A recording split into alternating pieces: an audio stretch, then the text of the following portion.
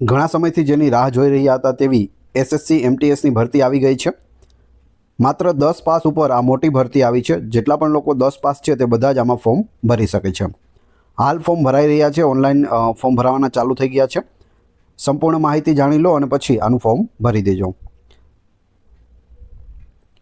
SSC એટલે કે staff selection commission દ્વારા મલ્ટીટાસ્કિંગ સ્ટાફ જે નોન ટેકનિકલ હોય છે, એમટીએસ એટલે મલ્ટીટાસ્કિંગ સ્ટાફ અને હવાલદારની જગ્યાઓ માટે ભરતીની જાહેરાત બહાર પાડવામાં આવી છે। આનું નોટિફિકેશન પણ આવી ગયું છે અને ફોર્મ ભરાવાના પણ ચાલુ થઈ ગયા છે।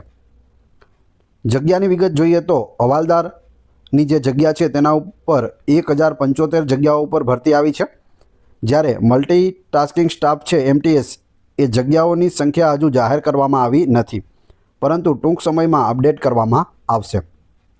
અંદાજિત 5000 જેટલી જગ્યાઓ આવશે, કેમ કે ગયા વર્ષે 6000 પ્લસ જગ્યાઓ છે તેના ઉપર ભરતી કરવામાં આવી હતી। આ વખતે 5000 કે 5000થી વધુ જગ્યાઓ ઉપર ભરતી કરવામાં આવશે, તો ખૂબ જ મોટી ભરતી છે આ। શૈક્ષણિક લાયકાતની વાત કરીએ તો ઉમેદવારે કોઈપણ માન્યતા પ્રાપ્ત બોર્ડમાંથી ધોરણ 10 એટલે કે મેટ્રિક પાસ કરેલું હોવું જોઈએ। ફક્ત 10 પાસ અહીં માંગેલું છે, એ સિવાય બીજું કાંઈ નહીં। ફક્ત 10 પાસ હોય એ બધા જ ફોર્મ ભરી શકે। તમારા જેટલા પણ સગાવાલા મિત્રો સંબંધીમાં 10 પાસ હોય તે બધાને આ વિડીયો ફોરવર્ડ કરી દેજો। ઉંમર મર્યાદાની વાત કરીએ તો વય મર્યાદા 1/8/2025 સુધી માન્ય રાખવામાં આવશે। ઓછામાં ઓછી ઉંમર છે તે 18 વર્ષ અહીં રાખેલી છે। મહત્તમ ઉંમરની વાત કરીએ તો એમટીએસ પોસ્ટ માટે 25 વર્ષ અને હવાલદાર પોસ્ટ માટે 27 વર્ષ રાખેલી છે। એટલે કે એમટીએસમાં 25 વર્ષ અને હવાલદારમાં 27 વર્ષ સુધી ચાલે। એ સિવાય છૂટછાટ પણ મળે છે।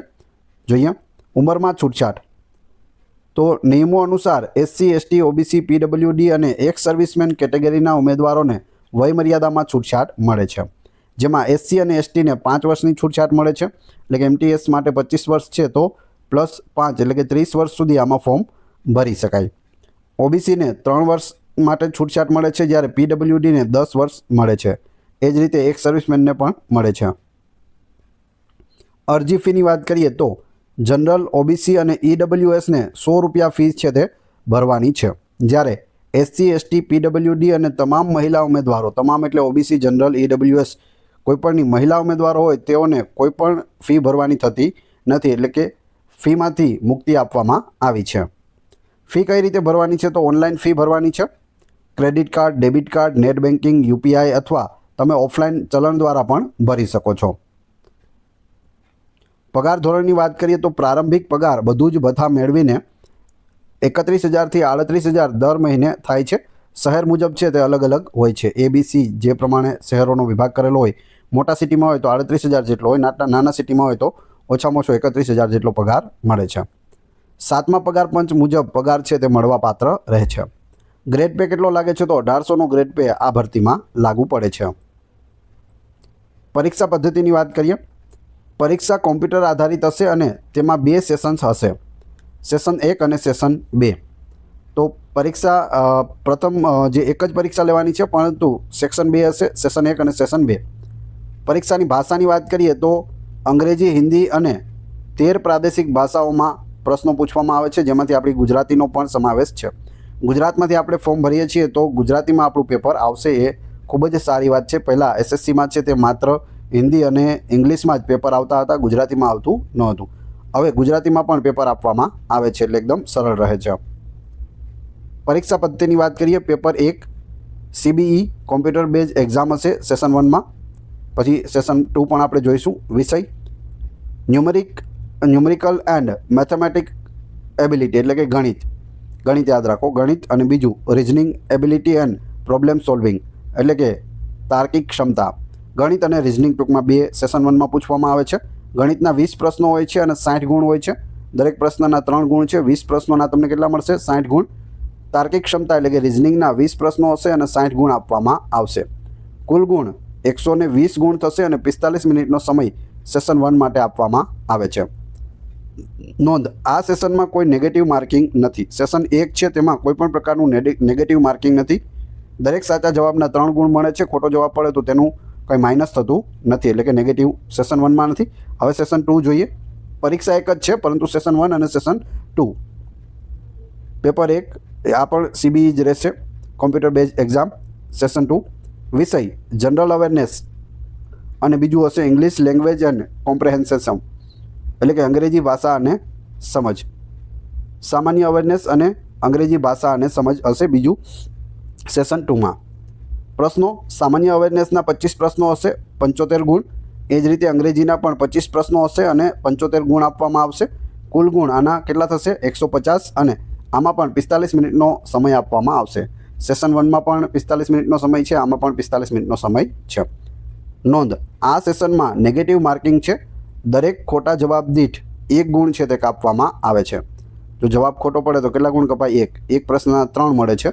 કપાશે કેટલો? 1 કપાશે અગર ખોટો પડશે તો. આ પરીક્ષા પદ્ધતિ છે. આપણે હવે સિલેબસ પણ જોઈ લઈએ. અભ્યાસક્રમ એટલે કે syllabus. Numerical and mathematical ability જોઈએ. પૂર્ણાંક અને પૂર્ણ સંખ્યાઓ, લસા ગુસા, દશાંશ અને અપૂર્ણાંક સંખ્યાઓ વચ્ચેનો સંબંધ, મૂળભૂત ગાણિતિક ક્રિયાઓ અને બોડમાસ, ટકાવારી, ગુણોત્તર અને પ્રમાણ, સમય અને કાર્ય, નફો અને નુકસાન, ઝડપ, સમય અને અંતર, વ્યાજ, ભૂમિતિ, ક્ષેત્રફળ, ત્રિકોણમિતિ વગેરેમાંથી પ્રશ્નો પૂછવામાં આવશે. ત્યારબાદ બીજું રિઝનિંગ છે. તો રિઝનિંગમાં alpha numeric series, coding decoding, analogy, દિશાનું જ્ઞાન, સમાનતા અને તફાવત, જમ્બલિંગ, સમસ્યાનું નિરાકરણ, વિશ્લેષણ, ડાયાગ્રામ આધારિત નોન વર્બલ રિઝનિંગ, ઉંમરની ગણતરી, કેલેન્ડર અને ઘડિયાળ વગેરે જેવા રિઝનિંગના પ્રશ્નો છે તે પૂછવામાં આવે છે. જનરલ અવેરનેસમાં સામાજિક અભ્યાસ એટલે કે ઇતિહાસ, ભૂગોળ, કલા અને સંસ્કૃતિ, નાગરિકશાસ્ત્ર અને અર્થશાસ્ત્ર જેવા વિષયો પૂછાય છે. એ સિવાય સામાન્ય વિજ્ઞાન, પર્યાવરણીય અભ્યાસ ધોરણ 10 સુધીનું અને રાષ્ટ્રીય અને આંતરરાષ્ટ્રીય સ્તરની વર્તમાન ઘટનાઓ જનરલ અવેરનેસમાં આવે છે. ત્યારબાદ ઇંગ્લિશ લેંગ્વેજ છે. અંગ્રેજી ભાષાની સમજ, શબ્દભંડોળ, વ્યાકરણ, વાક્ય રચના, સમાનાર્થી અને વિરુદ્ધાર્થી શબ્દો, ખાલી જગ્યાઓ પૂરો, વાંચન સમજ વગેરે. તો આ બધું અંગ્રેજીમાં પૂછવામાં આવશે. આ સિલેબસ છે. હવાલદાર માટે શારીરિક કસોટી રાખેલી છે. જેમ આપણે પોલીસ માટે હોય એ રીતે ત્યાં હવાલદાર માટે શું છે? શારીરિક કસોટી છે. MTS માટે ફક્ત એક જ પરીક્ષા છે જે આપણે સિલેબસ જોયો એ મુજબ. હવાલદાર માટે શારીરિક કસોટી જોઈએ તો પુરુષ ઉમેદવારો માટે પહેલાં જોઈશું. દોડવાનું હોય છે, રનિંગ 15 મિનિટમાં 1600 મીટર આરામથી થઈ જાય. સાયકલિંગ કરવાની હોય છે 30 મિનિટમાં 8 કિલોમીટર, અડધી કલાકમાં 8 કિલોમીટર સાયકલ ચલાવવાની છે. ઊંચાઈ અહીં 157.5 સેન્ટીમીટર માંગેલી છે.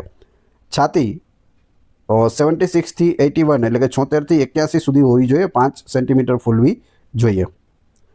મહિલા ઉમેદવારો માટે વાત કરીએ તો દોડ 20 મિનિટમાં 1 કિલોમીટર દોડ છે. સાયકલિંગ 25 મિનિટમાં 3 કિલોમીટર છે અને ઊંચાઈ 152 સેન્ટીમીટર માંગેલી છે. તો આ બધી વિગત છે હવાલદાર માટે. મહત્વપૂર્ણ તારીખો જોઈએ બંને માટે, હવાલદાર અને MTS માટે. જાહેરાત ક્યારે બહાર પડી? તો 26 જૂન 2025ના રોજ જાહેરાત બહાર પડી છે. ઓનલાઈન અરજી શરૂ થવાની તારીખ 26 જૂન 2025. અરજી કરવાની છેલ્લી તારીખ 24 જુલાઈ 2025. યાદ રાખજો, આની પહેલાં ફોર્મ ભરી દેવાનું છે.